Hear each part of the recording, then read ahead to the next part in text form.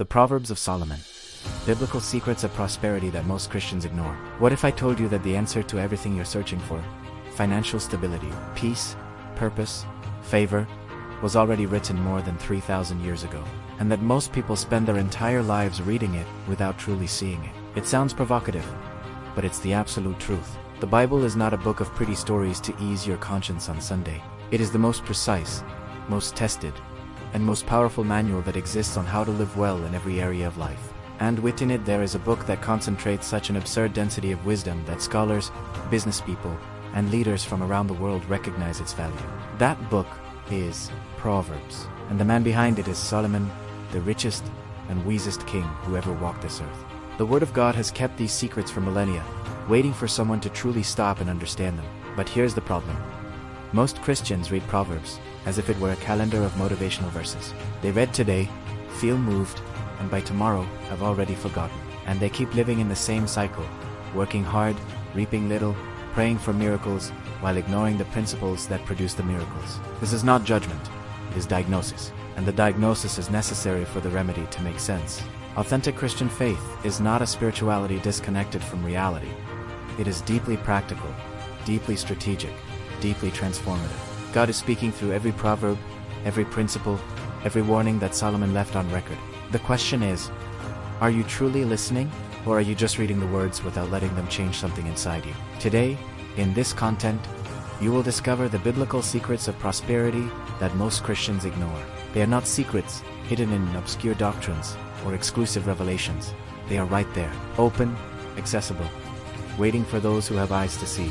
You will understand why some people prosper and others do not, even within a life with God. You will discover what Solomon knew about wisdom, diligence, generosity, integrity, and honoring God that transformed his life into a living demonstration of God's purpose in action. And more than that, you will leave here with practical principles you can begin applying today.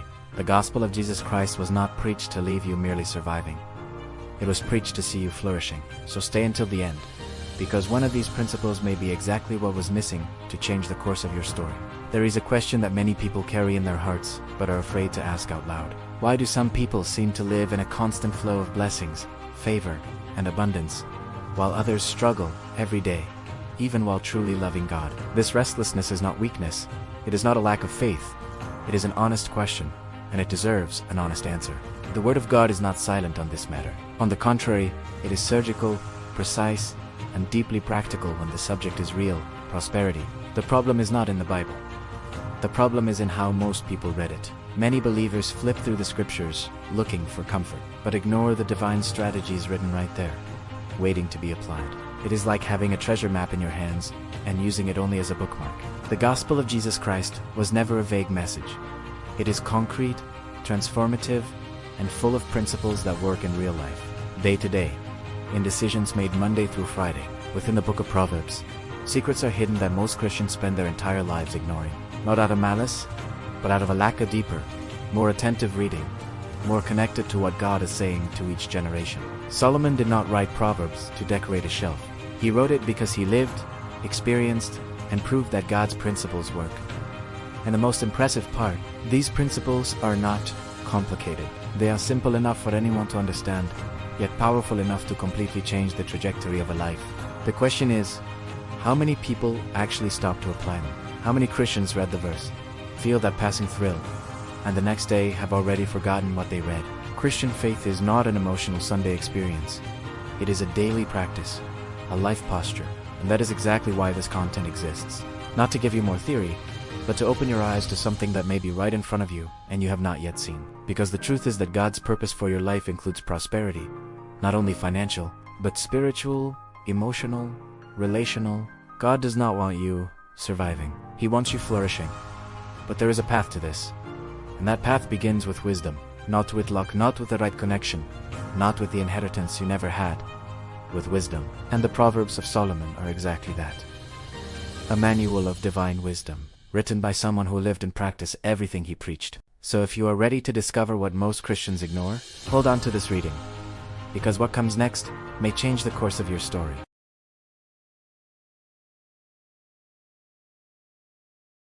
Think for a moment about a scene that changed the history of humanity. A young king, newly crowned, with the world at his feet, receives from God an offer that very few human beings have ever received. He can ask for whatever he wants. Money, power, fame, longevity, anything. And do you know what Solomon asked for? Wisdom. Only wisdom. He wanted to understand, to discern, to make good decisions, to govern with justice. And God's response was so generous that it is still impressive today. In addition to wisdom, God gave him wealth, honor, and influence that no king before or after came close to reaching. This was not a coincidence. It was a clear demonstration of a principle that runs throughout the entire Word of God. When you seek first what is eternal, what is temporal comes in addition. This is the logic of the kingdom of God, and it is completely different from the logic of the world. The book of Proverbs was born from this place. It is not a book of pretty phrases to paste on a wall. It is a repository of divine strategies, tested and proven by a man who lived at the highest level of wisdom and prosperity that humanity has ever recorded. Solomon wrote Proverbs to teach people how to live well in every area. In relationships, in work, in finances, in difficult decisions, in spiritual growth. But what happens in practice? Most people read Proverbs as if it were a calendar of motivational messages. They read today, forget tomorrow. They feel that passing thrill, but change nothing in their routine, and then wonder why their life does not change. Life with God requires more than superficial reading. It requires real, daily, consistent application. And here's the point that few see. Biblical prosperity always begins with wisdom. Not with desperate prayers for money, not with prosperity chains, not with magic formulas, with wisdom. Because wisdom changes your decisions, and your decisions shape your life. When one of God's chosen begins to apply the principles of Proverbs, something silent and powerful begins to happen. The choices change, the results change, the direction changes. And this is not mysticism. It is spiritual mathematics. Jesus Christ himself said that the house built on the rock withstands any storm. The rock is the wisdom of the Word of God being applied. And Solomon, centuries earlier, was already teaching exactly this. What comes next will show, in practice, how these principles work, and how you can begin applying them today. If there is one mistake that crosses generations, cultures, and social classes, it is this. People chase money when they should be chasing wisdom. It seems contradictory. It even seems naive to someone whose bills are overdue and the fridge is half empty. But Proverbs 3:13 is straight to the point. Happy is the man who finds wisdom, for it is more profitable than silver and yields better returns than gold. This is not poetry. It is an economic declaration made by the richest man who ever walked this earth. Solomon knew exactly what he was saying. He saw, in practice, that money without wisdom disappears. It disappears quickly, silently, in ways the person does not even notice. How many stories have you heard of people who earned a great deal and lost everything? Not for lack of money, but for lack of wisdom to manage what they had. The Word of God is clear. Wisdom produces what money alone can never achieve. And what does seeking wisdom mean in practice? It means investing in your development before investing in your comfort. It means reading books that expand your mind, such as Rich Dad, Poor Dad by Robert Kiyosaki, which dismantles a limited financial mindset that most people carry since childhood, or Secrets of the Millionaire Mind by T. Harv Eker, which works directly on the thinking patterns that sabotage prosperity. It means seeking mentors, listening to those who have already arrived where you want to go, and above all, diving into the Word of God with the eyes of someone learning a life strategy.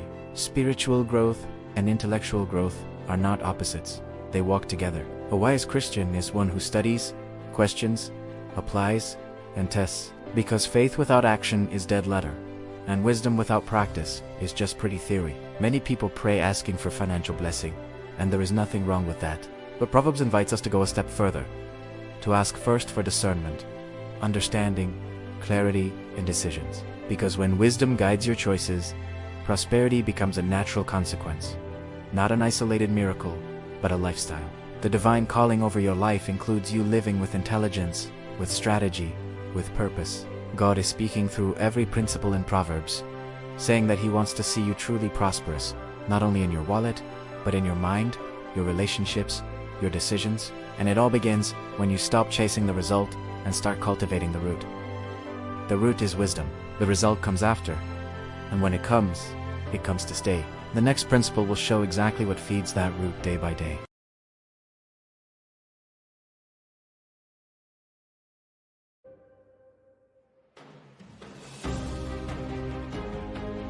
If you want to have more You must learn to give more. Most people spend their lives with their hands tightly closed, afraid that if they let go of a single coin, they will lack.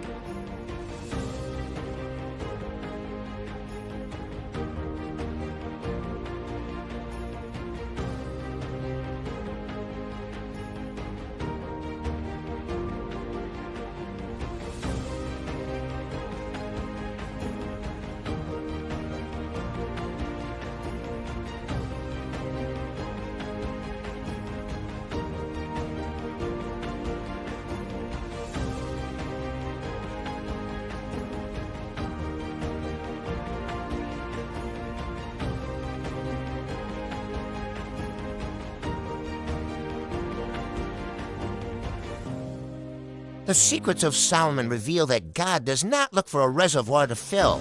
He looks for a conduit he can trust when you open your hands to bless others, to invest in purpose, and to honor God. You break the spirit of scarcity. You move from a life of survival to a life of flourishing, because the hand that opens to give is the only hand that is truly open to receive the abundance that God has prepared for you. So ask yourself today, are you holding on to what you have?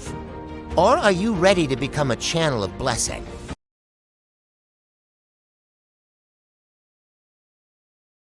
Pense por um momento em uma cena que mudou a história da humanidade. Um jovem rei, recém-coroado, com o mundo aos seus pés, recebe de Deus uma oferta que raríssimos seres humanos já receberam. Ele pode pedir o que quiser: dinheiro, poder, fama, longevidade, qualquer coisa. E você sabe o que Salomão pediu? Sabedoria. Apenas sabedoria. Ele queria entender, discernir, tomar boas decisões, governar com justiça, e a resposta de Deus foi tão generosa que impressiona até hoje. Além da sabedoria, Deus lhe deu riqueza, honra e influência. Isso não foi coincidência, foi uma demonstração clara de um princípio que percorre toda a palavra de Deus. Quando você busca, primeiro, o que é eterno, o que é temporal, vem por acréscimo. Essa é a lógica do reino de Deus. E ela é completamente diferente da lógica do mundo. O livro de Provérbios nasceu desse lugar. Ele não é um livro de frases bonitas para colar na parede. É um repositório de estratégias divinas, testadas e comprovadas por um homem que viveu no nível mais alto de sabedoria e prosperidade. Salomão escreveu Provérbios para ensinar as pessoas a viverem bem em todas as áreas, menos nos relacionamentos, no trabalho, nas finanças, nas decisões difíceis, no crescimento espiritual. Mas o que acontece na prática? A maioria das pessoas lê Provérbios como se fosse um calendário de mensagens motivacionais. Leem hoje, esquecem amanhã, sentem aquele arrepio passageiro, mas não mudam nada na sua rotina. E depois, se perguntam por que a vida não muda. A vida com Deus exige mais do que leitura superficial. Exige aplicação real, diária e consistente. E aqui está o ponto que poucos enxergam. A prosperidade bíblica sempre começa com a sabedoria, não com orações desesperadas por dinheiro, não com correntes de prosperidade, não com fórmulas mágicas, com sabedoria, porque a sabedoria muda suas decisões, e suas decisões moldam sua vida. Quando um dos escolhidos de Deus começa a aplicar os princípios de Provérbios, algo silencioso e poderoso começa a acontecer. As escolhas mudam, os resultados mudam, a direção muda. E isso não é misticismo. É matemática espiritual. O próprio Jesus Cristo disse que a casa construída sobre a rocha resiste a qualquer tempestade. A rocha é a sabedoria da palavra de Deus sendo aplicada. E Salomão, séculos antes, já ensinava exatamente isso. O que vem a seguir vai mostrar, na prática, como esses princípios funcionam menos e como você pode começar a aplicá-los hoje. Se existe um erro que atravessa gerações, culturas e classes sociais, é este. As pessoas correm atrás do dinheiro quando deveriam correr atrás da sabedoria. Parece contraditório. Parece até ingênuo para quem está com as contas vencidas e a geladeira pela metade. Mas Provérbios 3:13 é direto ao ponto. Feliz o homem que acha sabedoria, porque ela é mais lucrativa que a prata e rende melhores lucros que o ouro. Isso não é poesia. É uma declaração econômica feita pelo homem mais rico que já passou por esta terra. Salomão sabia exatamente o que estava dizendo. Ele viu, na prática, que o dinheiro sem sabedoria desaparece. Desaparece rápido, silencioso, de formas que a pessoa nem percebe. Quantas histórias você já ouviu de pessoas que ganharam muito e perderam tudo? Não por falta de dinheiro, mas por falta de sabedoria. A palavra de Deus é clara. A sabedoria produz o que o dinheiro sozinho jamais consegue alcançar. E o que significa buscar sabedoria? Na prática, significa investir no seu desenvolvimento antes de investir no seu conforto. Significa ler livros que expandem sua mente menos, como Pai Rico, Pai Pobre de Robert Kiyosaki, ou Os Segredos da Mente Milionária. Significa buscar mentores, ouvir quem já chegou onde você quer chegar, e acima de tudo mergulhar na palavra de Deus. Crescimento espiritual e crescimento intelectual não são opostos, eles caminham juntos. Um cristão sábio é aquele que estuda, questiona, aplica e testa, porque fé sem ação é letra morta, e sabedoria sem prática é apenas teoria bonita. Muitas pessoas oram pedindo bênção financeira, e não há nada de errado nisso, mas Provérbios nos convida a dar um passo além, a pedir primeiro discernimento, entendimento, clareza nas decisões, porque quando a sabedoria guia suas escolhas, a prosperidade se torna uma consequência natural, não um milagre isolado, mas um estilo de vida. O chamado divino sobre a sua vida inclui você viver com inteligência, com estratégia, com propósito. Deus está falando através de cada princípio em Provérbios, dizendo que Ele quer te ver verdadeiramente próspero, não apenas na carteira, mas na sua mente, nos seus relacionamentos, nas suas decisões. E tudo começa quando você para de perseguir o resultado e começa a cultivar a raiz. A raiz é a sabedoria. O resultado vem depois. E quando vem, vem para ficar. O próximo princípio vai mostrar exatamente o que alimenta essa raiz dia após dia. Existe uma ilusão muito perigosa que circula em certos ambientes cristãos. E ela soa mais ou menos assim: ore, jejue e espere que Deus vai prover. E veja bem, a oração e o jejum são poderosos. Menos ninguém está questionando isso. Mas Provérbios 10:4 chega com uma verdade que muita gente prefere ignorar. As mãos preguiçosas empobrecem o homem, mas as mãos diligentes trazem riqueza. Deus não abençoa a omissão. Ele abençoa o esforço. Ele abençoa a mão que se levanta cedo, que persiste quando está cansada, que continua mesmo quando os resultados demoram a aparecer. A batalha espiritual mais silenciosa que existe não é contra demônios visíveis. É contra a preguiça, a procrastinação e a mentalidade de quem espera. E Salomão, que tinha todos os motivos do mundo para ser acomodado, foi um dos homens mais produtivos e disciplinados da história. Diligência não é apenas trabalhar muito, é trabalhar com constância, com inteligência, com foco no que realmente importa. É acordar todos os dias com uma intenção. É transformar pequenas ações diárias em resultados extraordinários com o tempo. Pense da seguinte forma: uma pessoa que lê 20 páginas por dia terá lido mais de 20 livros em um ano. Uma pessoa que poupa R$10 por dia terá R$3.650 guardados em um ano. Parece pouco? É exatamente assim que a prosperidade bíblica funciona. Não em explosões repentinas, mas em acúmulos fiéis. O propósito de Deus para a sua vida não se revela em um único momento dramático. Ele se constrói na fidelidade do cotidiano, na disciplina de quem decide ser responsável. O próprio Jesus Cristo ensinou isso na parábola dos talentos. Quem foi fiel no pouco, recebeu mais. E aqui está o detalhe que muda tudo. Deus abençoa o processo, não apenas o resultado. Muita gente quer o destino sem querer a jornada. Quer a colheita sem plantar. Quer o diploma sem estudar. Mas a vida com Deus é uma vida de mordomia responsável, de cuidar bem daquilo que foi confiado a você, seja tempo, talento ou dinheiro. Um passo prático para começar hoje.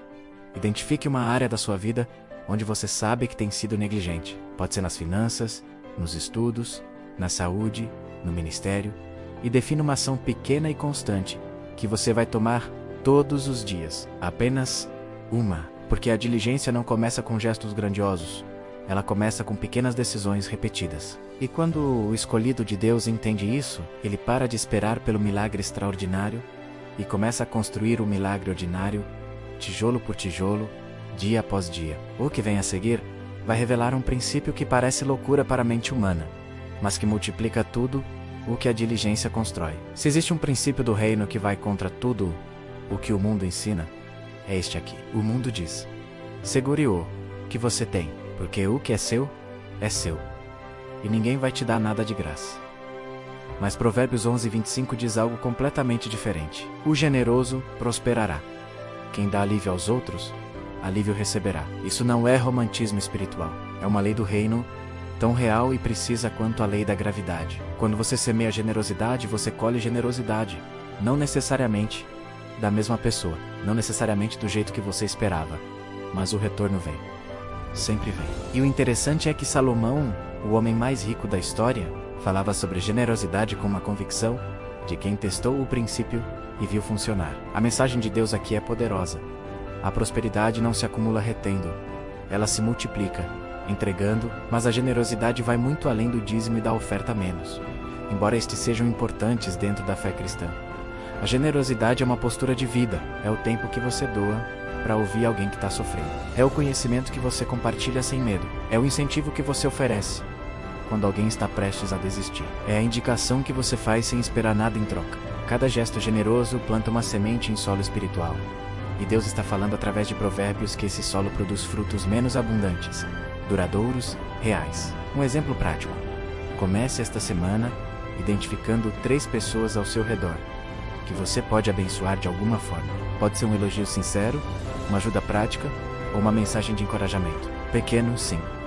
Mas é assim que o ciclo começa. O que bloqueia a generosidade na maioria das pessoas é o medo da escassez, menos o medo de dar e ficar sem nada.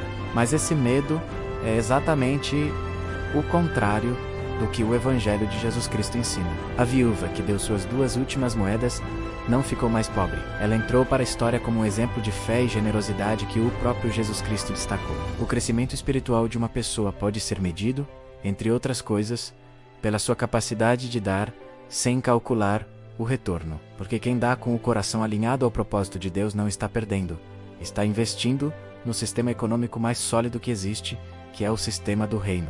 E nesse sistema, os juros são pagos pelo próprio Deus. A generosidade não empobrece o escolhido de Deus. Ela o posiciona em um nível de favor e abertura espiritual, que a ganância jamais conseguirá alcançar. E por falar em posicionamento, o próximo princípio vai mostrar o que mantém tudo isso de pé quando as tempestades chegam.